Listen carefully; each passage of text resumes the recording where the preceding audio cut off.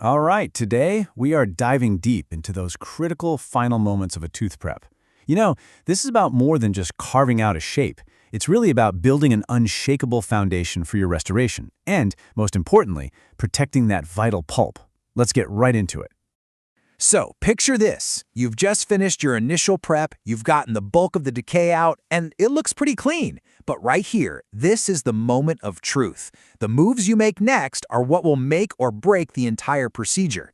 Sure, the decay might be gone, but is that tooth truly ready for what's about to happen? So we're going to walk through this in 6 key stages. First, we'll nail down the final caries removal. Then we'll tackle that crucial pulp protection decision. Third, we'll look at exactly how to place an RMGI liner.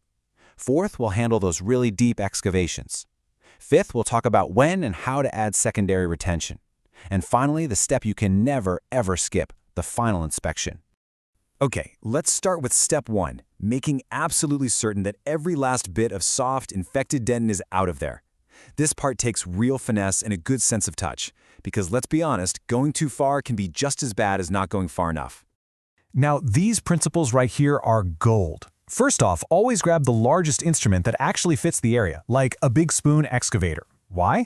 Because it's way less likely to poke through and cause an exposure.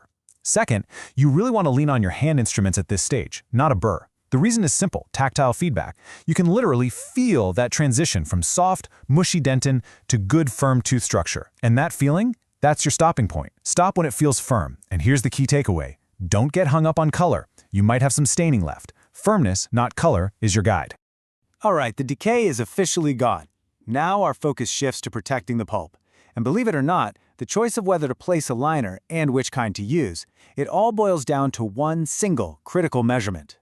And that all-important factor is the remaining dentin thickness, or what we call RDT. Simply put, how much healthy tooth is left between the floor of your prep and the pulp chamber. This measurement, this one number, is going to dictate everything we do from here on out. And this slide just lays it out perfectly. It's our clinical decision tree. If your RDT is somewhere between 1 and 1.5 millimeters, you're in the deeper caries removal zone. Your go-to move? Place a resin-modified glass ionomer, or RMGI liner. Simple enough. But if you find yourself in a much scarier situation with less than 0.5 millimeter of dentin left, the whole game changes. Now you're in very deep caries removal, and you need a 2-layer approach. First, calcium hydroxide, and then RMGI right over the top. Let's break down exactly how to do each one. So first up, let's talk about the most common scenario you'll run into with significant decay. That deeper excavation where you've still got a millimeter or so of dentin protecting you. Here, our hero material is RMGI. So why RMGI? I mean, what makes it so great? Well, it's just a fantastic multitasker. It acts as a thermal blanket, insulating the pulp from hot and cold. It chemically bonds to the dentin, creating an amazing seal. It's like a little fluoride piggy bank, releasing ions to help fight off future decay. And, this is crucial, it's tough enough to stand up to the pressure when you're packing your final restoration on top of it. Now you want to be precise with this. The ideal thickness for your RMGI liner is between 0.5 millimeter and 0.75 millimeter. That's the sweet spot. It's just enough to provide that thermal insulation for the pulp without taking up too much valuable space from your final restoration. Okay, let's move on to the most delicate situation you can face. The very, very deep excavation. This is where you really earn your stripes, where your skill and knowledge of these materials are put to the ultimate test. We're talking about a layer of dentin so thin, it's like paper between you and the pulp. You see, when you're this close, the risk of a microscopic pulpal exposure is incredibly high, even if you don't see any blood. You can easily damage the delicate nerve endings, leaving the pulp extremely vulnerable. This situation absolutely demands an extra layer of defense. And here it is, the 2-layer protection method. Step 1. You're going to place a thin layer of a calcium hydroxide liner. Its really high pH helps suppress bacteria and can actually encourage the tooth to form a new layer of protective dentin.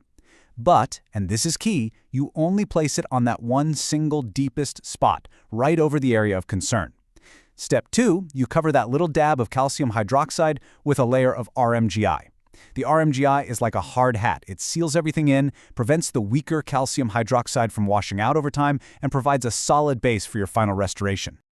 Okay, I need you to burn this into your brain, because this is without a doubt the most common clinical mistake people make.